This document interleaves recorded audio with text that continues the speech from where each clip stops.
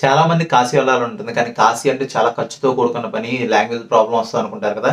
అది ఏమి ఉండదు. జస్ట్ కాశీ యాత్రని 6 రోజుల ట్రిప్ని కేవలం 6,000లోనే కంప్లీట్ చేయొచ్చు. ఎలా అనుకుంటున్నారు? ఈ వీడియో అయితే పూర్తిగా చూడండి. ఫుల్ ఇన్ఫర్మేషన్ అయితే ఈ వీడియోలో ఉండబోతుంది. Please watch full video. మీరు కనుక కాశీ వెళ్ళి వచ్చారంటే తప్పకుండా వచ్చిన తర్వాత ఈ పని చేయాలి. పని చేస్తేనే మీరు కాశీ యొక్క ఫలితాన్ని పొందుతారు. ఇది చేయకుండా మీరు కాశీ వెళ్ళి వచ్చేసాం, దర్శనం చేసేసుకున్నాం, మొత్తం దేవాలయాలని అనుకుంటే కుదరదు. మీకు కాశీ యొక్క ఫలితం దక్కాలంటే మీరు వచ్చిన తర్వాత తప్పకుండా ఈ పని అయితే చేయాలి. ఈ వీడియో అయితే పూర్తిగా చూడండి, మీకే తెలుస్తుంది.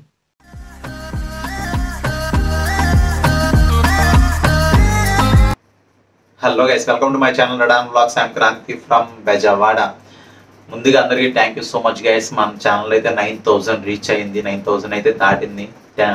Road to 10K. ప్లీజ్ ఇంకెవరైనా సబ్స్క్రైబ్ చేసుకోకపోతే ఫస్ట్ అయితే సబ్స్క్రైబ్ చేసుకోండి, ఓకేనా? ఇంకా వీడియోలోకి వెళ్దాం. కాశీ ఫుల్ టూర్ ప్లాన్ కేవలం 6 రోజుల ట్రిప్ 6,000లో పూర్తి చేశాను.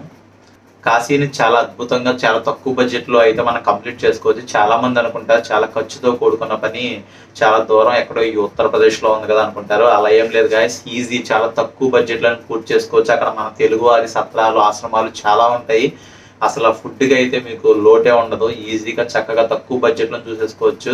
నేనైతే 3 రాత్రులు 4 రోజులు అయితే అక్కడ ఉన్నాను. మొత్తం ఓవరాల్గా 6 డేస్ ట్రిప్ ఇది. అటు మన విజయవాడ నుంచి 30 అవర్స్ జర్నీ, ఇటు 30 అవర్స్, 30 అవర్స్, 60 అవర్స్ అనేది జర్నీలో పోతుంది. ఓవరాల్గా 6 డేస్ ట్రిప్. వీడియో పూర్తిగా చూడండి. ఫుల్ ఇన్ఫర్మేషన్ అయితే మొత్తం ఒకదాని ఒకటి మొత్తం చెప్పుకుంటూ వెళ్ళిపోతాను. కొంచెం వీడియో లెంత్ ఎక్కువ ఉంటుంది, ప్లీజ్ అడ్జస్ట్ చేసుకోండి. ఎందుకంటే ఫుల్ ఇన్ఫర్మేషన్ ఇవ్వాలి కాబట్టి. మనం చేసే అన్ని మిడిల్ క్లాస్ బడ్జెట్ ట్రిప్స్. తక్కువ బడ్జెట్లో మిడిల్ క్లాస్ వాళ్ళు ఒక ప్లేస్కి వెళ్ళి ఎలా చూసి రావచ్చు అనేది, తక్కువ బడ్జెట్లో ఎలా వెళ్ళి రావాలని చెప్పడమే నా ఒక్క పని. అదే చేస్తున్నాను ఇప్పుడు, ఓకేనా? ఈ ఒక్క వీడియో మీరు చూసుకొని కాశీ వెళ్ళి చక్కగా చూసి వచ్చేయచ్చు. అంత ఫుల్గా A to Z ఇన్ఫర్మేషన్ అయితే మీకు ఇస్తాను, ఓకేనా? వీడియో పూర్తిగా చూడండి, మీకు చాలా యూజ్ అవుతుంది. చాలా మంది వీడియోస్ చూస్తున్నారు, లైక్ చేయట్లే గైస్. ప్లీజ్ లైక్ చేయండి, ఏదో కామెంట్ చేయండి. గుడ్ ఆర్ బ్యాడ్ ఏదో నాకు తెలుస్తుంది, ఎలా చేస్తున్నా అని చెప్పి నాకు తెలుస్తుంది. కామెంట్ చేయండి. కుదిరితే వీడియోస్ అయితే నచ్చితే మాత్రం సబ్స్క్రైబ్ చేసుకోండి, ఓకేనా? కాశీ అనేది చాలా అద్భుతంగా ఎక్స్ప్లోర్ చేశాను. చాలా మంచి ప్లేసెస్ అన్ని తిరిగాను, చాలా కష్టపడి తిరిగా కొన్ని ప్లేసెస్ అయితే. ఓకే, రీచ్ అనేది వస్తూ ఉంటుంది నెమ్మదిగానే. ఇంకా కొత్త కొత్త ట్రిప్స్ అయితే ప్లాన్ చేస్తున్నాను. మీ సపోర్ట్ ఉంటే ఇంకా మంచి మంచి ట్రిప్స్ అయితే ప్లాన్ చేస్తాను. వీడియోని పూర్తిగా చూడండి, కొంచెం ఎంకరేజ్ చేయండి, ఓకేనా? ఇంకా ఫస్ట్ అయితే ట్రైన్ టికెట్స్ అనేది IRCTCలో బుక్ చేసుకున్నాను. Vijayawada to Varanasi, Vijayawada to DD ఉపాధ్యాయ అని చెప్పి ఇంకో స్టేషన్ ఉంటుంది. వారణాసి లేకపోతే DDO కూడా మీరు బుక్ చేసుకోవచ్చు. అక్కడి నుంచి 1 అవర్ జర్నీ ఉంటుంది కాశీకి వెళ్ళడానికి. ఇంకా ఫుల్ ఇన్ఫర్మేషన్ అయితే మొత్తం 1 by 1 మొత్తం చెప్తాను. వీడియో పూర్తిగా చూడండి, మీకు అర్థమవుతుంది. చాలా మంది కాశీ, రామేశ్వరం లాంటి పుణ్యక్షేత్రాలను దర్శించుకోవాలంటారు, కానీ ఒంటరిగా వెళ్ళలేరు, ఒకరిద్దరు కూడా వెళ్ళలేరు. ఏదైనా గ్రూప్ ఉంటే బాగుంటుంది. గ్రూప్తో అయితే చాలా క్షేత్రాలను, దేవాలయం చూసుకుంటూ వెళ్దాం అనుకుంటారు. అటువంటి వారి కోసం శ్రీ అరుణ్ కుమార్ ట్రావెల్స్ వారు, 10 సంవత్సరాల అనుభవం కలిగిన అరుణ్ కుమార్ ట్రావెల్స్ వాళ్ళు మన తెలుగు స్టేట్స్ నుంచి 22 క్షేత్రాలను చూపించుకుంటూ కాశీ యాత్ర అయితే స్టార్ట్ చేశారు. ఫిబ్రవరి 10వ తేదీన ఉంది. మీకు ఎవరికైనా కాశీ యాత్ర చేయాలనుకుంటే కనుక తప్పకుండా ఇది కొన్ని కాంటాక్ట్ నెంబర్ ఉంది, వాళ్ళ పోస్టర్ కూడా ఉంది, ఇక్కడ చూడండి. ఖచ్చితంగా వాళ్ళని అయితే సంప్రదించండి. చాలా ఎక్స్పీరియన్స్ ఉన్న వాళ్ళు, అన్ని సౌకర్యాలు, భక్తులకు ఎటువంటి ఇబ్బంది లేకుండా అన్ని సౌకర్యాలతో తీసుకెళ్తున్నారు. దీంట్లో కూడా 2 రకాలుగా ఉన్నాయి ఆప్షన్స్. అది 21 రోజుల యాత్ర అయితే ఒక రకంగా, 15 రోజుల యాత్ర అయితే ఒక రకంగా ఉంటుంది. 15 రోజుల యాత్ర అయితే 13,000 రూపాయలు తీసుకుంటున్నారు. కాశీలో 3 రాత్రులు అయితే అక్కడ ఉండేలా ప్లాన్ చేస్తున్నారు. అదే 16,000 రూపాయలది ఇంకోటి ఉంది. ఆ ప్లాన్ అయితే కాశీలో 9 రాత్రులు ఉండేలా ప్లాన్ చేస్తున్నారు. 3 పూట్ల మార్నింగ్ టిఫిన్, మధ్యాహ్నం భోజనం, నైట్ అల్పా ఫ్రూట్స్ ఉంటాయి కదా, ఫ్రూట్స్, అలాగే 3 పూట్ల వాటర్ బాటిల్స్ ఇస్తారు. అలాగే ఇంకా చెప్పాలంటే సపరేట్గా మీకు ఏదైనా రూమ్స్ కావాలంటే మాత్రం మీరే బాధ్యత వహించుకోవాలి. దానికి సంబంధించిన అమౌంట్ అయితే మీరే పెట్టుకోవాలి. భక్తులకు ఎటువంటి ఇబ్బంది లేకుండా చాలా చక్కగా మన తెలుగు స్టేట్ని తీసుకొస్తున్నారు. మీకు కనుక ఇంట్రెస్ట్ ఉంటే, కాశీని దర్శించుకోవాలనుకుంటే తప్పకుండా వాళ్ళని సంప్రదించండి, ఓకేనా? వాళ్ళ కాంటాక్ట్ నెంబర్ అయితే ఇక్కడ ఉంది, ప్లీజ్, ఓకేనా? మీకు ఇంట్రెస్ట్ ఉన్న వాళ్ళు మాత్రం మర్చిపోకండి, వాళ్ళని కాంటాక్ట్ చేయండి. ఇంకా వీడియోలోకి వెళ్దాం, లెట్స్ గో. మన విజయవాడ రైల్వే స్టేషన్. ఇంకా ఏ ప్లేస్కి వెళ్ళినా ఫస్ట్ అయితే మన రైల్వే స్టేషన్ ఒక చిన్న బిట్ ఉండాల్సిందే మన ఛానల్లో. ఇదిగోండి, ప్రజెంట్ గంగా కావేరీ ఎక్స్ప్రెస్ వస్తుంది. లిఫ్టెడ్ భయ లిఫ్ట్ ఇదే మనం వెళ్ళే ట్రైను చెన్నై టు చాప్రా వెళ్తుంది. గంగా కావేరి ఎక్స్ప్రెస్. విజయవాడ నుంచి కాశీకి స్లీపర్ టికెట్స్ అయితే 700 రూపీస్ పడుతుంది. అదే థర్డ్ టైర్ ఏసీ అయితే 1850 రూపాయలు. ఇది థర్డ్ టైర్ ఏసీ. విజయవాడ నుంచి జర్నీ ఆల్మోస్ట్ 30 అవర్స్ జర్నీ. చాలా స్టేట్స్ దాటుకొని వెళ్ళాలి. ఆల్మోస్ట్ 4 స్టేట్లు అనుకుంటా దాటుకుంటూ ఉత్తరప్రదేశ్కి వెళ్ళాలి. ప్రజెంట్ ఇప్పుడే నాగ్పూర్ బాయ్ నాగ్పూర్ దాటేసాం. మార్నింగ్ 5:79 కాశీ వచ్చేసాం. ఇంకా ఇక్కడి నుంచి బయటికి వెళ్దాం ఒకసారి. దాదాపుగా 30 గంటల జర్నీ తర్వాత కాశీలో అడుగుపెట్టేసాం. ఓ సూపర్, అసలు ఎర్లీ మార్నింగ్ ఎంత బాగుందంటే అదిరిపోయింది. మనకి ఇక్కడ ప్లస్ ఏంటంటే ర్యాపిడో ఉంది, ఓలా ఉంది, ఏదైనా మనం ఆటో బుక్ చేసుకోవచ్చు. ఇదిగోండి ఆటో బుక్ చేసుకున్నాం. ఇక్కడి నుంచి ఫస్ట్ ఆంధ్రాశ్రమం దగ్గరికి వెళ్తున్నాం.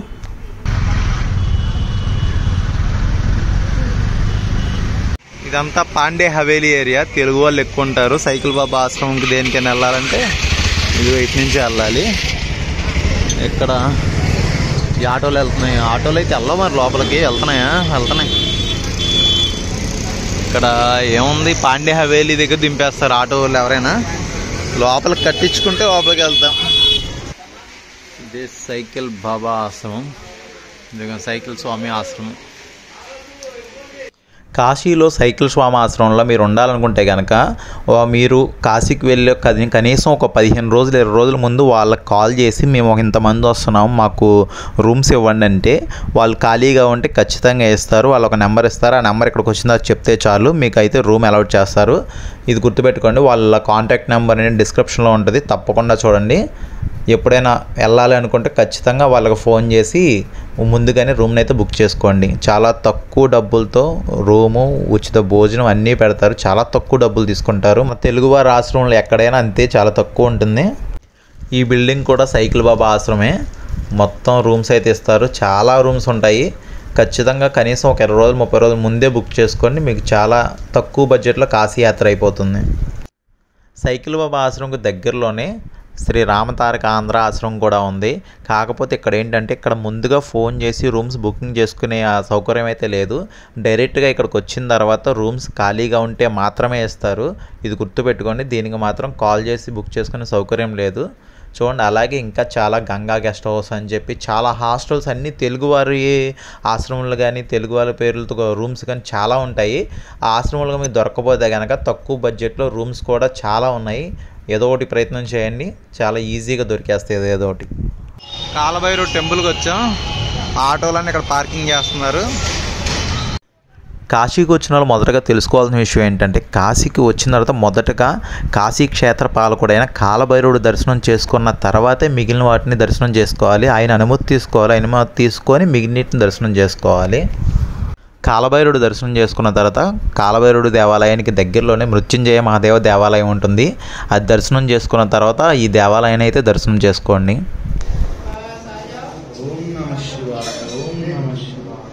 ఈ మృత్యుంజయ మహాదేవ దేవాలయంలో ఈ బావిలో వాటర్ తాగితే సర్వరోగ నివారణి అంట. ఎటువంటి రోగాలున్నా పోతాయని చెప్పి పురాణాలు చెప్తున్నాయి. తప్పకుండా ఇక్కడికి వచ్చిన వాళ్ళు మాత్రం ఆ నీటిని అయితే తాగండి. చింతామణి గణేశుడి విగ్రహం ఇది టెంపుల్. ఇది 3 కళ్ళు ఉన్నట్టు ఉన్నాయి. గణపతి అయితే ప్రాచీన మందిరం అంట. మన తెలుగువారి ఆశ్రమాలకి కాలభైరవుడు దేవాలయం కొంచెం దూరంగా ఉంటుంది. అది దర్శనం చేసుకుని మన దగ్గరికి వచ్చేసిన తర్వాత ఈ కేదార్ ఘాట్ మానసరోవర్ ఘాట్ దగ్గరలోనే కేదారేశ్వరుడు స్వయంభూ దేవాలయం ఉంటుంది. తప్పకుండా ఈ కేదారేశ్వరుడిని అయితే దర్శనం చేసుకోండి.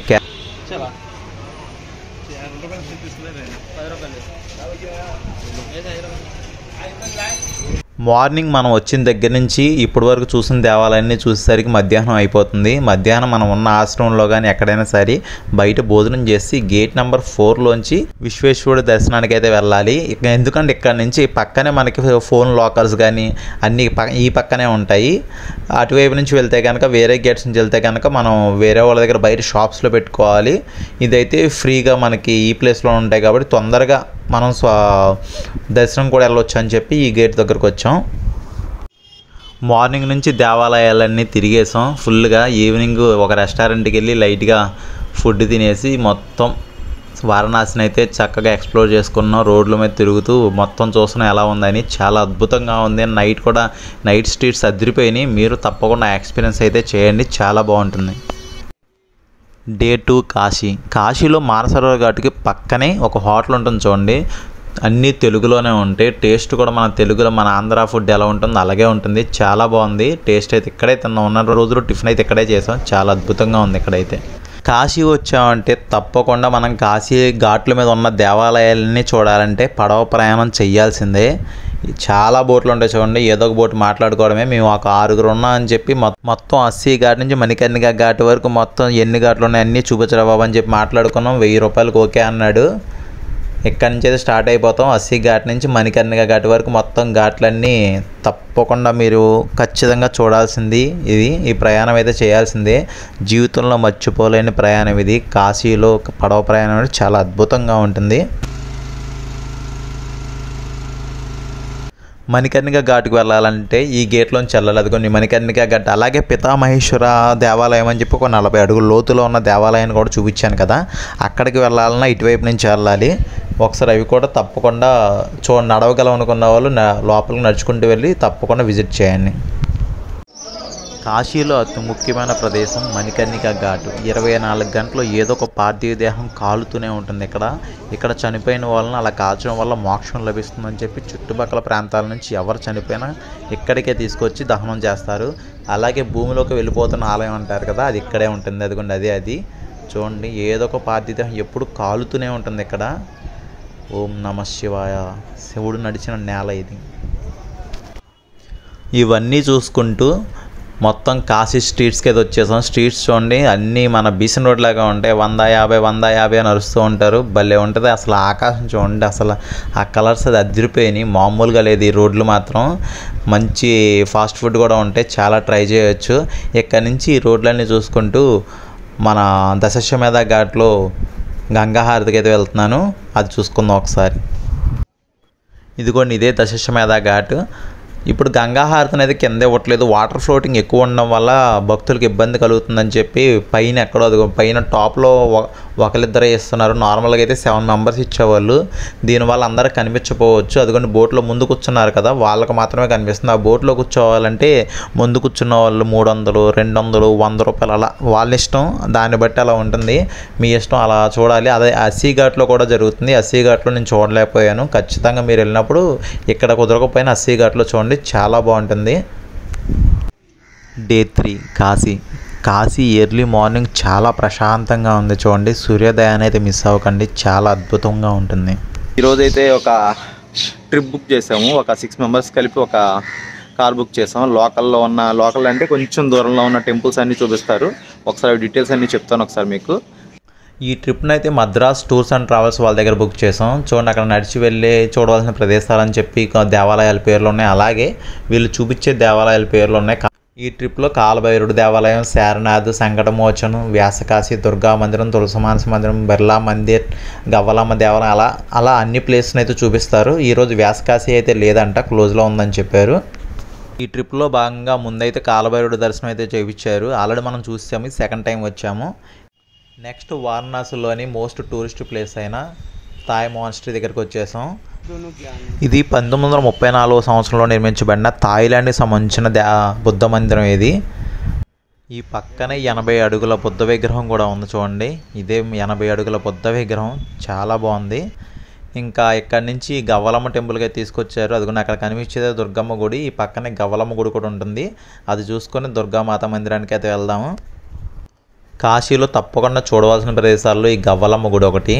ఇక్కడికి వచ్చి అమ్మవారిని దర్శనం చేసుకోండి. ఆ గవ్వలను తీసుకెళ్ళి లోపల అమ్మవారికి ఇస్తే ఒక గవ్వను తిరిగిస్తారు. తీసుకెళ్ళి బీరువాలో దాచుకుంటే మంచి జరుగుతుందని చెప్తున్నారు.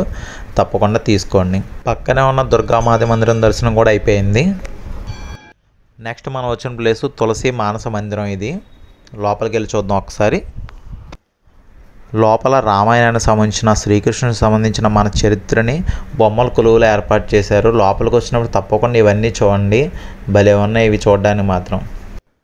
Next Sankat Mochan Hanuman temple. లోపలికి ఎటువంటి కెమెరాలు ఏమి అలౌ చేయరు, నార్మల్గా వెళ్ళి దర్శనం చేసుకుని వచ్చేయచ్చు. ఇదంతా అవుట్ సైడ్ వ్యూ. ఇప్పుడు మనం వచ్చింది బెనారస్ హిందూ యూనివర్సిటీ.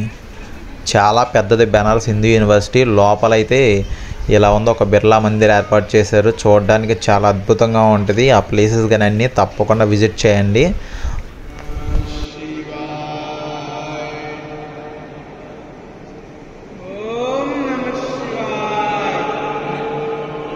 ఈ రోజు ట్రిప్ అయితే కంప్లీట్ అయిపోయింది. ఈ మద్రాస్ ట్రావెల్స్ అనేది మానసరోవర్ ఘాట్ పక్కనే ఉంటుంది. మీకు ఏదైనా డీటెయిల్స్ కావాలంటే పక్కనే ఉంది, వెళ్ళి మాట్లాడుకోండి. డే 4 కాశీ. ఈ రోజు అయితే ఉదయాన్నే వారాహిమాత దేవాలయానికి అయితే బయలుదేరాను. వెళ్ళే దారిలో రోడ్డు మీద ఒక పాముల అబ్బాయి కనిపించాడు. పాములు పట్టుకొని చాలా ఏదో ఆటలాడుతున్నాడు. ఒక్కసారి మెడలో వేసుకుంటారంట, చేతి మీద పెడతా అన్నాడు. వామ్మో మన వల్ల కాదులే అని చెప్పి జస్ట్ కొంచెంసేపు అలా చూస్తూ ఉన్నాను. ఎలా అయితే వాడు ఏదో ఒకటి చెప్పి ఏం చేయదులే అని చెప్పి చేతి మీద పెట్టాడు. వామ్మో సైలెంట్గా ఉంది కాబట్టి కొంచెం ఏమనిపించదు. కానీ ఎర్లీ మార్నింగ్ కదా, గుడికి వెళ్తున్నాం, అసలే దడదడ పుట్టించాడు పొద్దున్నే. ఆడికో 30 రూపీస్ ఇచ్చి దండం పెట్టి వెళ్ళిపోయాను అక్కడి నుంచి. వారాహిమాత మందిరానికి వచ్చేసాం. ఈ వారాహిమాత దేవాలయం మార్నింగ్ 7:30 నుంచి 9:30 వరకే ఓపెన్లో ఉంటుంది. భక్తులు ఆ టైంలో మాత్రమే చూడగలరు. అమ్మవారు కాశీ మొత్తం తిరుగుతూ మార్నింగ్ రాత్రి అంతా కాశీ తిరిగి కాశీని కాపాడుతూ ఉంటుందంట. మార్నింగ్ అంతా విశ్రాంతి తీసుకుంటుంది అంటే అందుకే 2 గంటలు మాత్రమే గుడి ఓపెన్లో ఉంటుంది. ఇళ్ళ మధ్యలో ఉంటుంది. తప్పకుండా మీరు ఎవరైనా రావాలనుకుంటే మార్నింగ్ 7:30 నుంచి 9:30 మధ్యలోనే రావాలి. తర్వాత క్లోజ్, ఇంకా ఓపెన్లో అయితే ఉండదు. అలా చూసుకొని వెళ్తూ ఉండగా ఒక అఘోరాకి కొన్ని కూరగాయలు ఇచ్చేసి వాళ్ళతో ఒక చిన్న ఫోటో దిగి సరదాగా పక్కనే ఉన్న అఘోరా ఆశ్రమంకి బయలుదేరాం. ఇదే బాబా కినారాం ఆశ్రమం. ఒక అఘోరా ఏర్పాటు చేసిన ఆశ్రమం ఇది. చాలామంది ఇక్కడికి వచ్చిన వాళ్ళు ఖచ్చితంగా చూస్తారు. చాలా శక్తివంతమైన ప్రదేశం అంటే ఇది. ఇంకా అన్నీ కంప్లీట్ చేసుకొని లాస్ట్లో ఒక్కసారి హరిశ్చంద్ర ఘాట్కి వెళ్ళాలనిపించింది. మణికర్ణిక ఘాట్ చూసాం కదా, అలాగే హరిశ్చంద్ర ఘాట్ని కూడా దగ్గర నుంచి చూస్తే ఎలా ఉంటుందని చెప్పి హరిశ్చంద్ర ఘాట్కి అయితే వెళ్ళాము. ఇది కూడా అంతే. మన కాశీ ఘాట్లో అతి ముఖ్యమైన ఘాట్లో మణికర్ణిక ఘాట్, తర్వాత హరిశ్చంద్ర ఘాట్. ఈ 2 ఘాట్లో మాత్రమే పార్థివ దేహాలను కాలుస్తారు. ఎక్కడెక్కడి నుంచి వచ్చిన ఫారినర్స్ కానీ అందరూ చాలామంది ఈ ఘాట్లు 2 తప్పకుండా విజిట్ చేస్తారు. ఈ ఘాట్లకి నడుచుకొని రాలేని వాళ్ళు అలాగా బోట్లోంచి దగ్గర నుంచి కూడా చూడవచ్చు. ఆ సౌకర్యం కూడా ఉంది. బోట్ వాళ్ళ దగ్గర నుంచి చూపిస్తారు. అలాగైనా అన్ని ఘాట్లని దర్శనం చేసుకొని చాలా అద్భుతంగా ఉంటుంది. ఇంకా 4th డే లాస్ట్లో మన కాశీ విశ్వనాథ్ దర్శనం చేసుకొని డీడీ ఉపాధ్యాయ రైల్వే స్టేషన్కి అయితే వచ్చేసాను. ఇక్కడి నుంచి బ్యాక్ టు విజయవాడ. ఇంతటితో అయితే మన ట్రిప్ అయితే కంప్లీట్ అయిపోయింది. ట్రిప్కి సంబంధించిన డీటెయిల్స్ మొత్తం మన డిస్క్రిప్షన్లో ఉంటాయి. చూడండి దేనికి ఎంతెంత బడ్జెట్ అయింది, టోటల్ బడ్జెట్ ఎంత అనేది మొత్తం డిస్క్రిప్షన్లో ఉంది. ఒక్కసారి తప్పకుండా చూడండి.